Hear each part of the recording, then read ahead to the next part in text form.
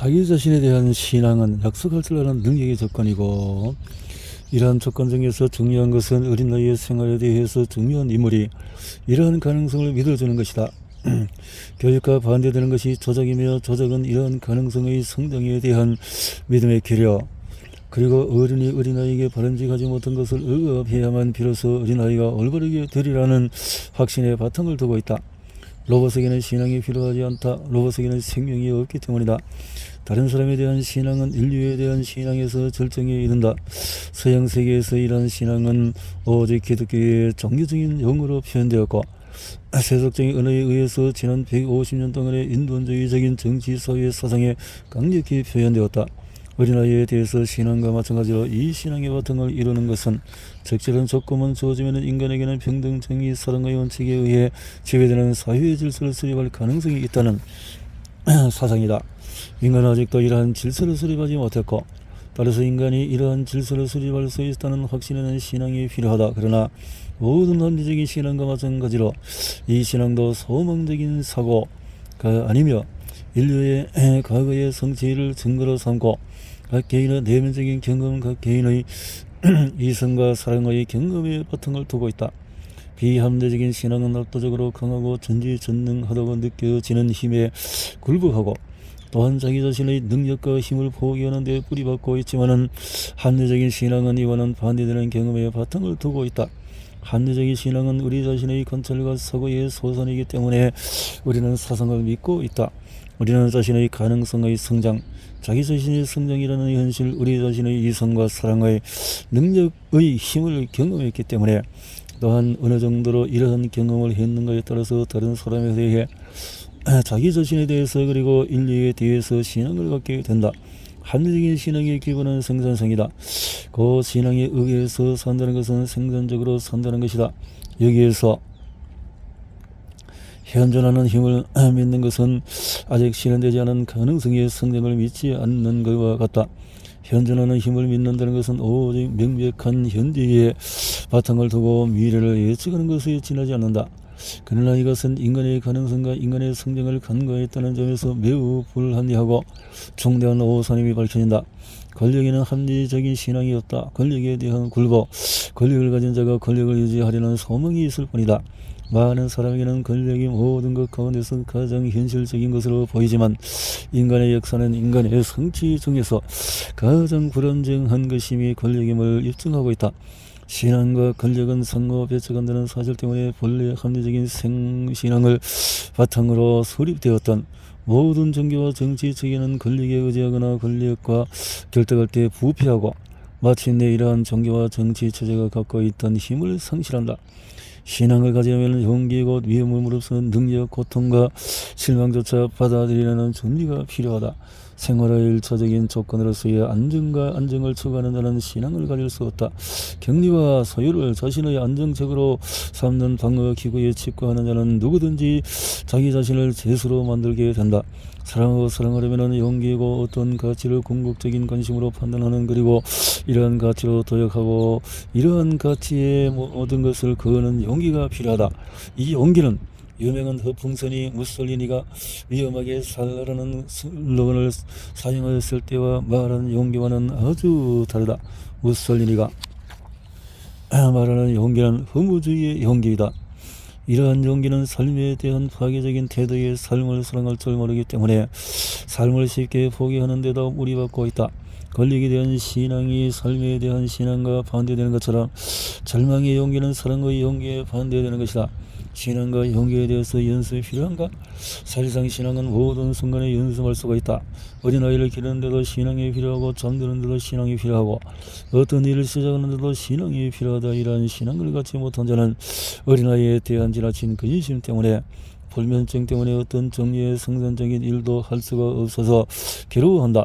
또 그는 의심이 많아서 누구와도 친밀해지지 못하거나 우울증을 일으키거나 장기적인 계획을 세우지 못한다.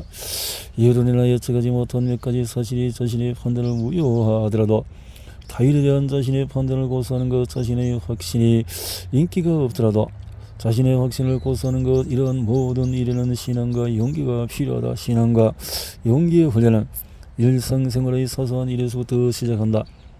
우리는 신앙을 배반하는 어떤 경우 언제나 약해지며 우리가 약해지면 점점 더 새로운 배반을 하게 되고 이러한 악순환은 계속 된다는 것을 인식해야 한다. 사랑한다는 것은 아무런 보증 없이 자기 자신을 맡기고 우리의 사랑이 사랑을 받는 사람에게 사랑을 불러일으키리라는 희망에 완전히 몸을 맡기는 것을 뜻한다. 신앙의 실천에 대해서 더 할 말이 있는가? 다른 사람이라면 더 말할 수 있으리라. 내가 시인이나 목사라면 더 말하려고 했을 것이다. 그러나 나는 시인도 목사도 아니므로 신앙의 실천에 대해 말할 수 없으나 이 문제에 대해서 진정한 관심을 갖고 있는 자는 어린아이가 그런 말을 배우듯이 신앙을 갖는 것을 배울 수 있으리라고 확신한다. 지금까지는 함축적으로 말해왔으나 사랑의 기술을 실천하는데 불가결한 한 가지 태도와 활동에 대해서는 분명하게 검토할 필요가 있다. 활동은 사랑의 실천에 대한 기초적인 것이기 때문이다. 앞에서 나는 활동이라는 말로 어떤 일을 하고 있는 것이 아니라 내면적인 활동, 자신의 힘의 생산적인 이용을 나타낸다고 말하였다. 사랑은 활동이다. 내가 사랑하고 있다면 나는 그나 그녀만이 아니라 사랑받는 사람에 대해 끊임없이 적극적인 관심을 갖는 상태에 놓여 있다. 내가 게으르다면, 내가 끊임없는 각성과 조의와 활동의 상태에 있지 않다면 나는 사랑받는 사람과 능동적으로 관계할 수 없을 것이기 때문이다. 오늘 대부분의 사람들이 놓여 있는 역설적인 상태는 깨어 있을 때도 반쯤 잠들어 있고 잠잘 때 또는 잠들고 싶어 할 때도 반쯤 깨어 있다는 것이다. 사랑의 영역에는 생산적이고 그 밖의 모든 영역에서는 비생산적인 방식으로 우리의 생활을 분리할 수 있다고 믿는 것은 환상이다. 사랑의 기술에 대한 논의는 이 장에서 설명할 바 있는 특성과 태도를 해소하고 발달시키는 개인적인 영역에 국한될 수는 없다. 자기 자신에 대한 사랑과 타인에 대한 사랑의 사이에 분업은 있을 수 없다. 반대로 타인을 사랑하는 것은 자기 자신을 사랑하는 조건이 된다. 이러한 통찰을 진지하게 받아들이면 사실상 자신의 사회 관계에서 간섭적인 변화가 아니라 극적인 변화를 겪게 된다. 그 선으로는 이웃을 사랑하는 종교적인 이상을 수없이 되풀이하고 있지만 우리의 관계는 기껏해야 현실적으로 공정성의 원리에 의해서 결정되고 있다.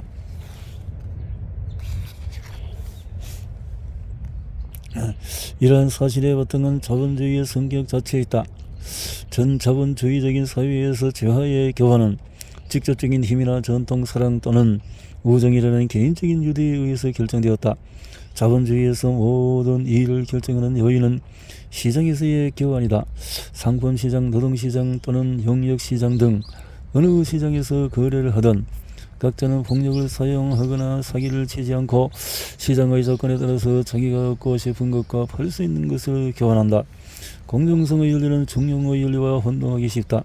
다른 사람들이 해줬으면 하고 바라는 바를 다른 사람에게 하라는 격언은 다른 사람과의 교환에서 공정하라는 뜻으로 해석할 수가 있다. 그러나 사실 이 격언은 본래 내 이웃을 내 몸처럼 사랑하라는 성경 구절의 좀 더 대중적인 표현이다. 사실상 유대 기독교의 형제의 교범은 공정성의 윤리와는 전혀 다르다. 유대 기독교의 교범은 내 이웃을 사랑하라. 다시 말하면 이웃에 대해서 책임을 느끼고 그래서 중용이 오늘날 가장 인기 있는 종교적인 격언이 된 것은 결코 우연이 아니다. 중용은 공정성의 윤리라는 관점에서 해석할 수 있기 때문에 모든 사람이 이해하고 실천할 수 있는 종교적인 격언이 된 것이다. 그러나 여기서 중요한 문제가 제기된다. 만일 우리의 온갖 사회적인 경제적인 조직이 각자가 자식의 이익을 추구하는 데 바탕을 두고 있다면 이 조직이 공정성이라는 윤리적인 원칙에 의해서만 조절되는 이기주의적인 원칙에 의해서 지배되고 있다면 우리는 어떻게 현존하는 사회의 틀 안에서 활동하면서 동시에 사랑을 실천할 수 있는가? 사랑과 실천은 우리의 모든 세속적인 관심을 포기하고 가장 가난한 사람들과 함께 생활하는 것을 의미하는가? 이러한 물음은 기독교의 수도사들과 톨스토이, 알베르트 슈바이처, 시몬 베이어 같은 인물들에 의해서 제기되고 대답되었다. 우리 사회 안에서 기본적인 의미에서 사랑과 정상적인 세속적인 생활이 양립할 수 없다는 의견에 동의하는 다른 사람들도 있다. 그들은 오늘 사랑에 대해서 말하는 것은 전반적인 사기에 말려드는 것을 의미할 뿐이라는 결론에 도달한다. 그들은 오직 순교자나 미친 사람만이 오늘날의 세계 안에서 사랑할 수 있고 따라서 사랑에 대해서 온갖 논의는 설계에 지나지 않는다고 주장한다.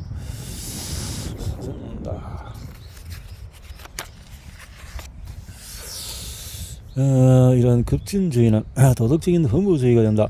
급진적인 사상가나 평범한 사람이나 모두 사랑할 줄 모르는 자동인형이고 그들의 차이점은 평범한 사람은 이런 사실을 알지 못하지만 급진적인 사상가는 이러한 사실을 알고 있고 이러한 사실의 역사적인 필연성을 인정하고 있다는 점이다. 사람과 정상적인 생활은 절대로 영립할 수 없다는 대답은 초상적인 의미에서는 올바르다고 확신한다. 예를 들면 쓸데없는 상품을 파는 세일즈맨은 거짓말을 하지 않으면 경제적인 기능을 수행할 수 없었으나 성년공, 화학자, 의사는 거짓말을 하지 않고도 경제적인 기능을 수행할 수가 있다. 마찬가지로 농부, 노동자, 교사 여러 가지 타입의 비즈니스맨은 경제적 기능을 중단하지 않고도 사람을 실천하기 위해 노력할 수 있다.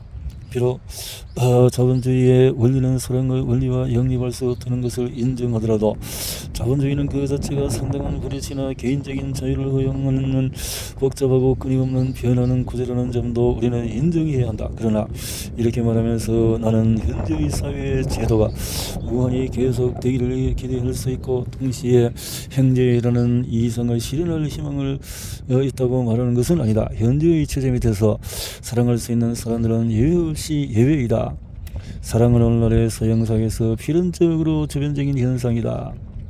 우리 사회는 관리자의 관료 조직에 의해서 직업 정치가 의해서 운영되고 있다. 사회는 인간의 사회적이고 사랑할 줄 아는 본성이 그의 사회적인 존재와 분리되지 않고 일치를 이루는 방식으로 조직되어야 한다. 내가 입증하려고 노력한 바와 같이 사랑만이 인간의 실존 문제에 대하여서 건전하고 만족스러운 대답이라면 상대적으로나마 사랑의 발달을 배제하는 사회는 인간성의 기본적인 필연과 모순을 익힘으로써 결국 멸망하지 않을 수가 없다. 살자 사랑에 대해서 말하는 것은 설교가 아니다.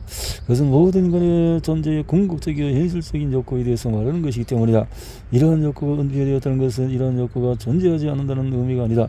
사랑의 본성을 분석하는 것은 오늘날 일반적으로 사랑이 결여되었다는 것을 밝혀내고 이러한 결여 상태에 책임이 있는 사회적인 조건을 비판하는 것이다.